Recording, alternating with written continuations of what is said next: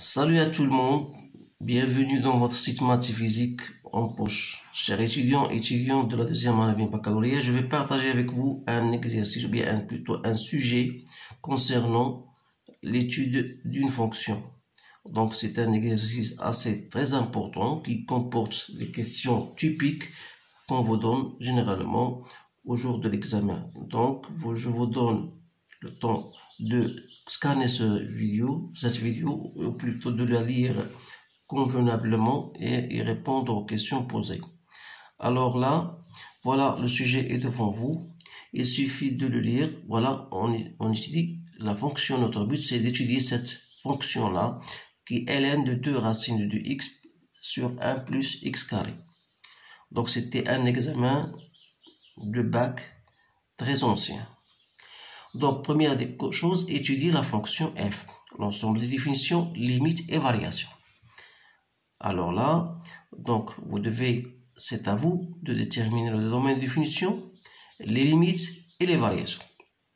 Ensuite, on vous donne la courbe, soit c'est la courbe représentative de la fonction dans un repère orthonormé, déterminer les coordonnées des points d'intersection avec l'axe des abscisses, vérifier que pour tout x appartenant à l'ensemble de définition, vous avez f de x sur x égale à ça, cette expression-là, préciser les branches infinies, montrer que la courbe admet un point d'inflexion dont on calculera l'abscisse, tracer C bien sûr, ensuite soit j'ai la restriction de f sur l'intervalle 0,1, montre que j'ai admis une fonction réciproque, donc on précisera bien sûr le domaine des définitions. Et il y a autre question, on va déterminer bien sûr, finalement, g-1 de x, et on va tracer même la courbe de g-1.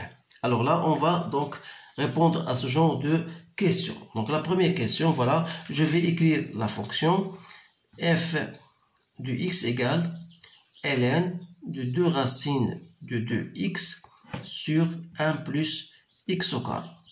Donc la première question, c'est de déterminer le domaine de définition. إذا مجال التعريف هنا غادي نحاول نتكلم باللغة العربية حتى يستفيد الجميع.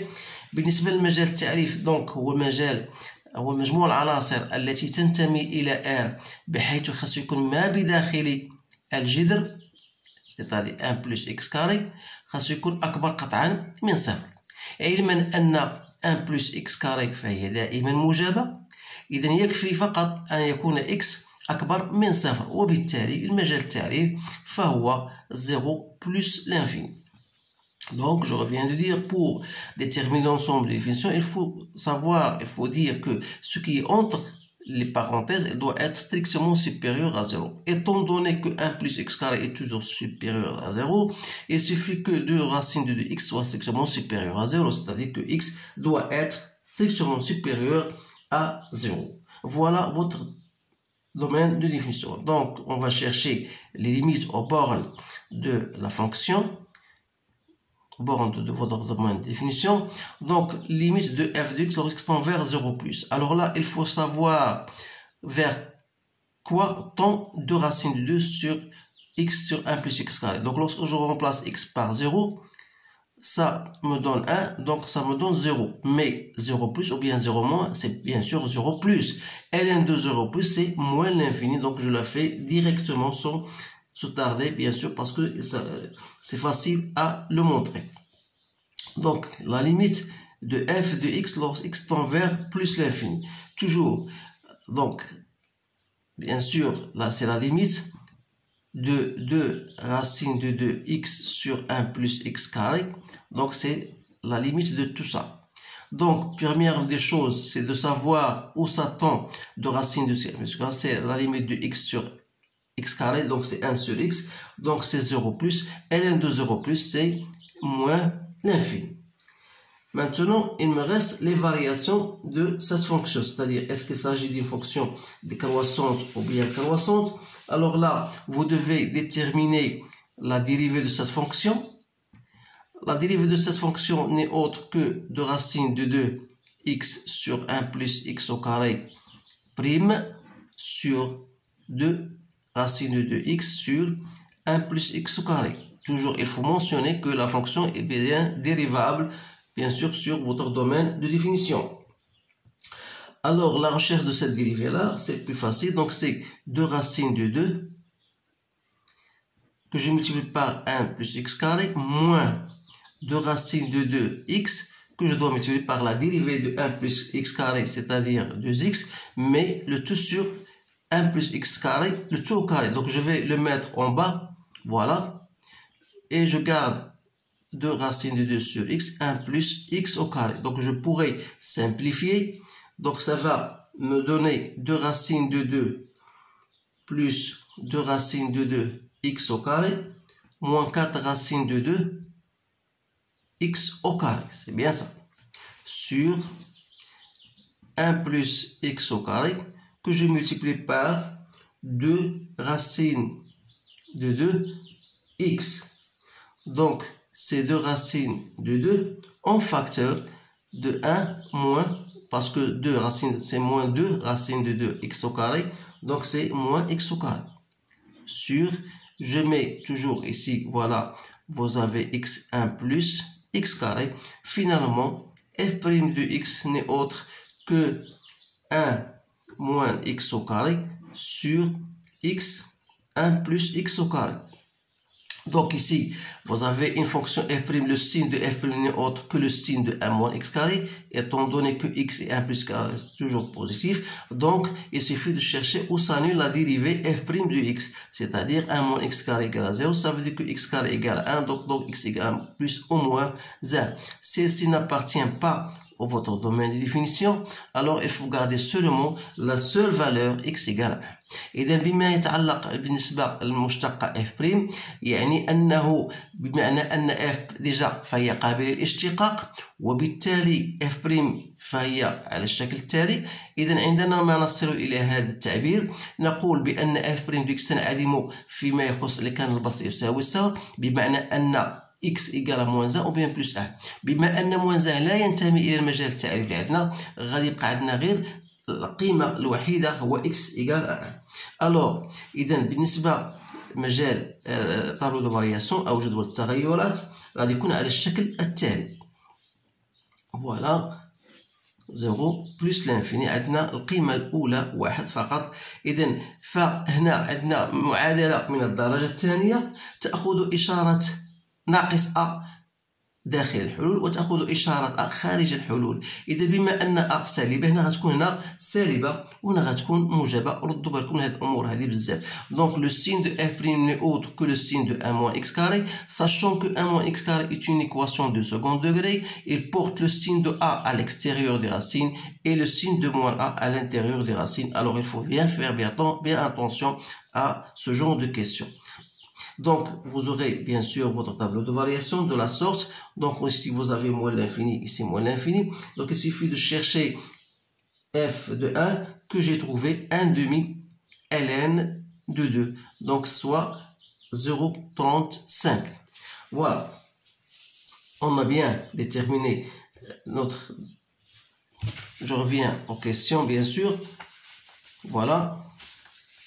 Ici, on vous demande de déterminer les coordonnées des points d'intersection C avec l'axe des abscisses. ما معنى هذا السؤال؟ وهو حدد إحداثيات تقاطع المنحنى مع محور الأفاصيل. إذا هذا السؤال دائما فهو يترجم بالمعادلة التالية، يعني هو خاصنا نحاولوا نقلبوا على f résoudre، نحلوا هذه المعادلة f de x égale à 0.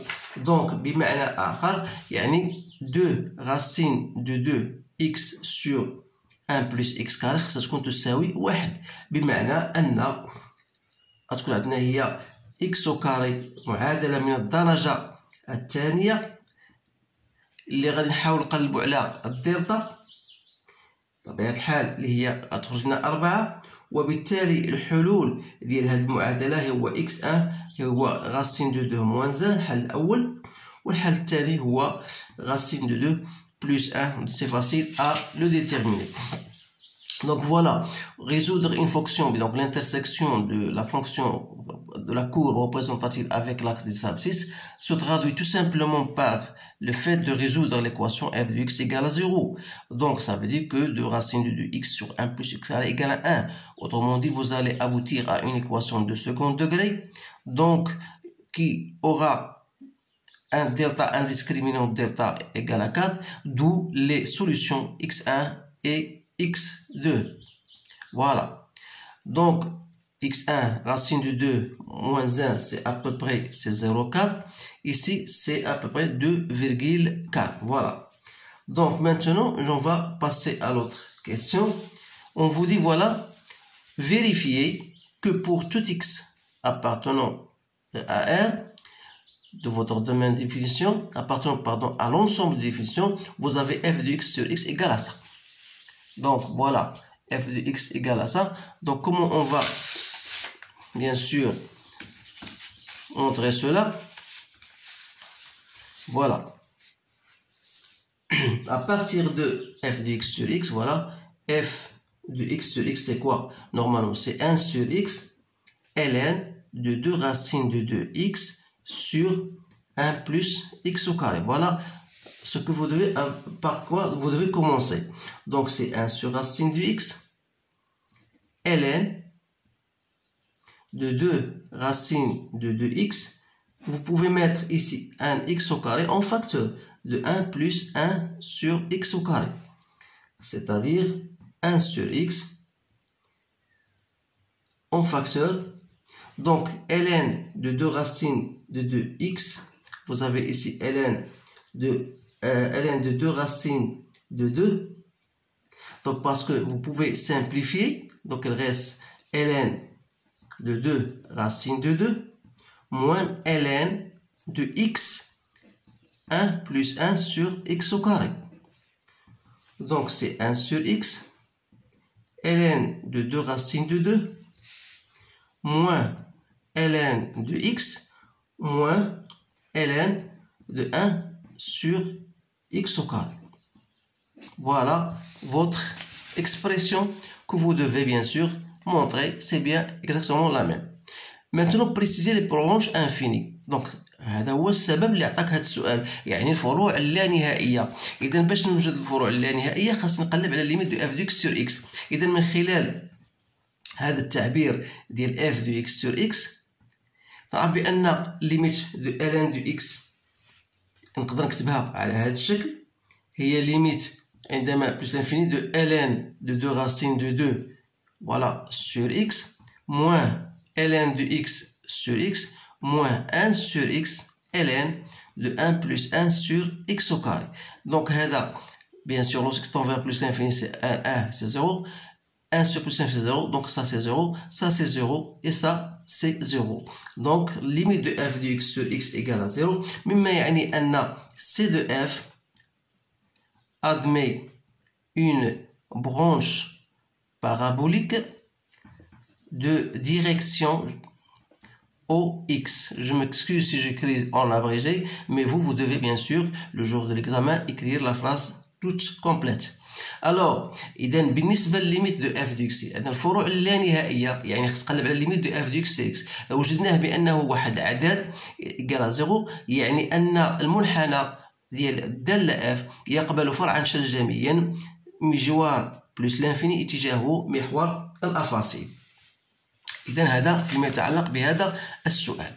الآن فوالا بين أن الدالة اف تقبل واحد نقطة انعطاف اللي خصنا نوضحوها. Donc, montrer que la fonction admet un point d'inflexion dont on calculera l'abscisse. Donc, le point d'inflexion, toujours il faut chercher f second de x.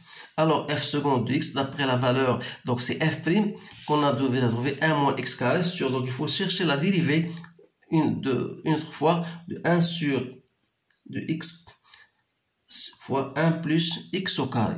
Donc, il faut chercher cette dérivée. Donc, je vais la faire, la dérivée de 1 moins x carré, c'est moins 2x, fois cette fonction qui est x plus x à la puissance 3, moins 1 moins x au carré, fois la dérivée de ça. Donc, c'est 1 plus 3x au carré sur le tout au carré. Donc, 1 plus x au carré au carré.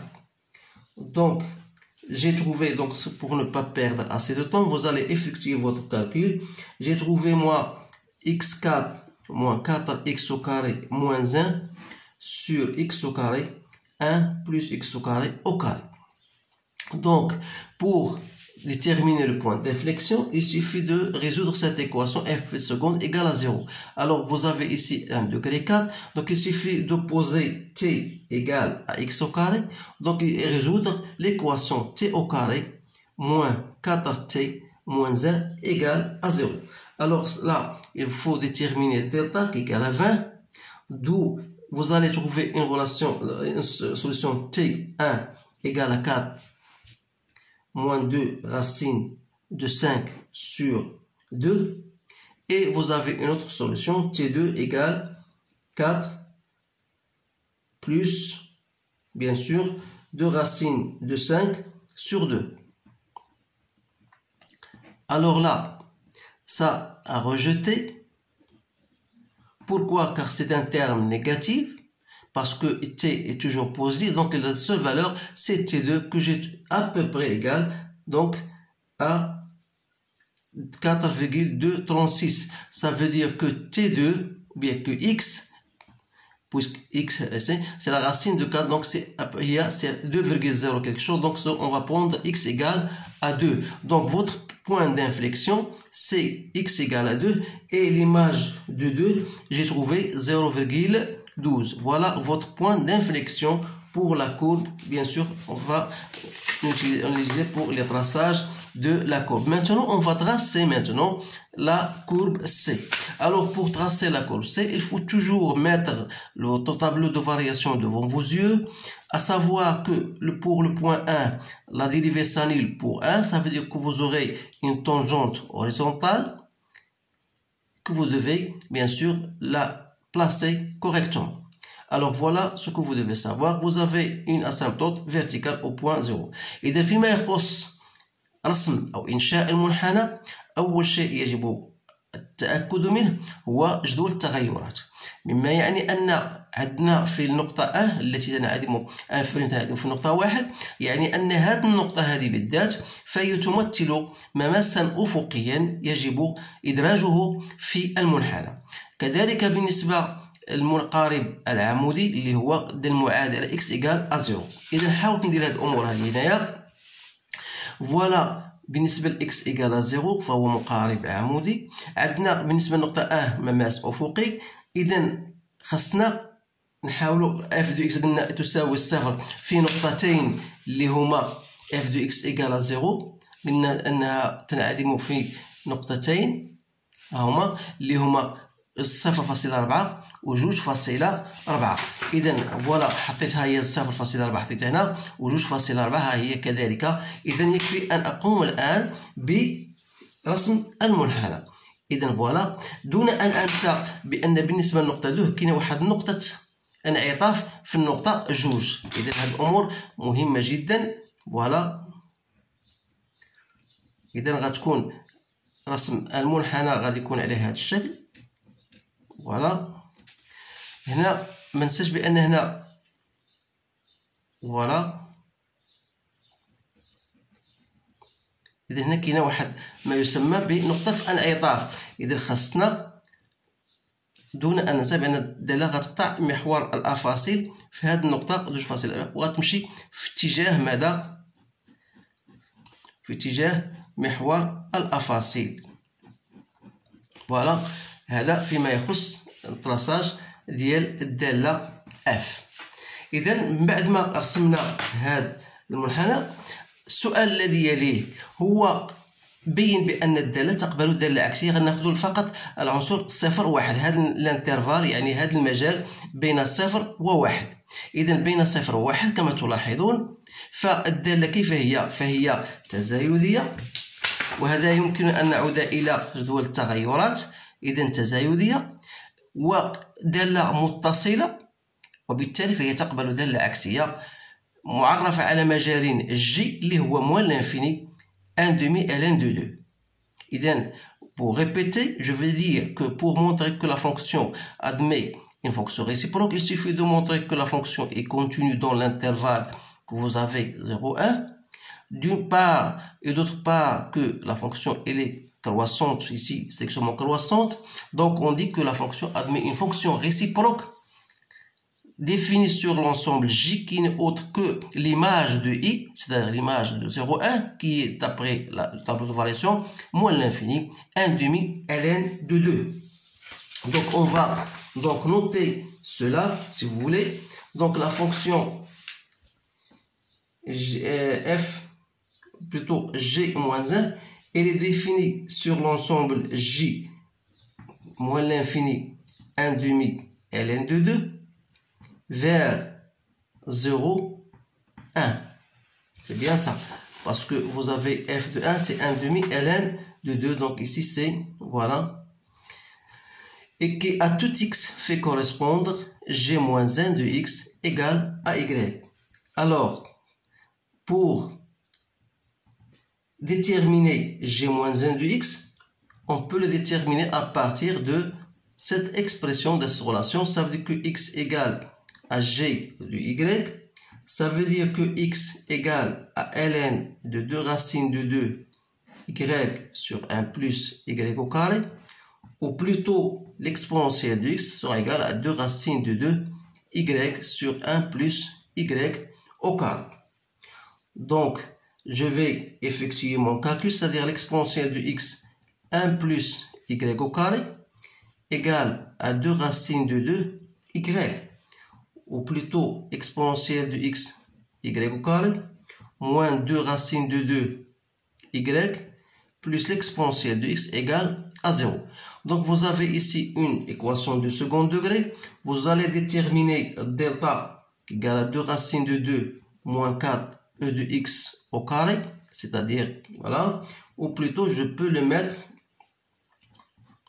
je peux mettre 8, donc ça me donne 8, 4 exponentielle de 2x, soit 4, 2 moins l'exponentielle de 2x. Alors, je peux déterminer la première racine, c'est 2 racine de 2 moins 2 racine de delta, donc 2 moins l'exponentielle de 2x sur 2a. Donc, c'est racine de 2 moins 2 moins l'exponentielle de 2x sur l'exponentielle de x. Et l'autre solution sera égale racine de 2 plus racine de 2 moins l'exponentielle de 2x sur l'exponentielle de x. Alors, une fois j'ai trouvé ces deux solutions, vous devez savoir qu'une seule solution va être acceptée. Bien sûr, vous avez y, elle est inférieure ou égale à 1. Alors, d'après ces deux relations, ça dépasse, ça est supérieur à 1. Donc, on va dire que ça a rejeté et on va garder la seule solution qui est y1. Donc, c'est bien g moins 1 de x. Donc, c'est racine de 2 moins racine de 2 moins l'exponentielle de 2x, si vous voulez, sur l'exponentielle de x. C'est bien ça.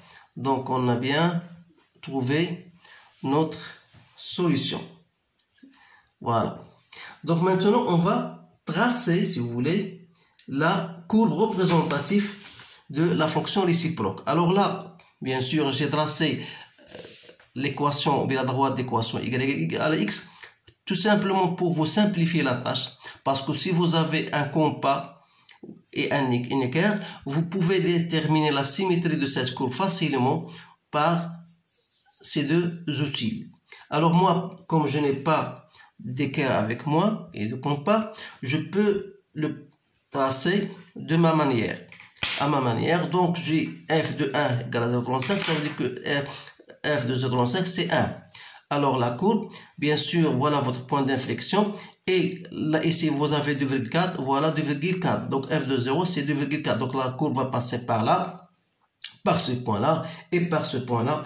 Donc je vais le tracer, bien sûr, directement. Et je vais vous donner tout simplement l'allure de cette fonction. Voilà. À partir de ce point-là, voilà. Voilà. Donc, l'allure de votre courbe aura bien sûr cette allure-là. Voilà la symétrie de cette fonction. Toujours, voilà, c'est de g-1. Donc j'espère bien sûr que cela puisse vous être utile. Donc essayez de renforcer vos connaissances sur l'étude de fonctions et surtout le traçage de fonctions, parce que c'est pas tout à fait simple. Donc il faut toujours avoir un bagage concernant bien sûr vos informations sur l'étude de fonctions et sur le traçage de n'importe quel courbe représentatif.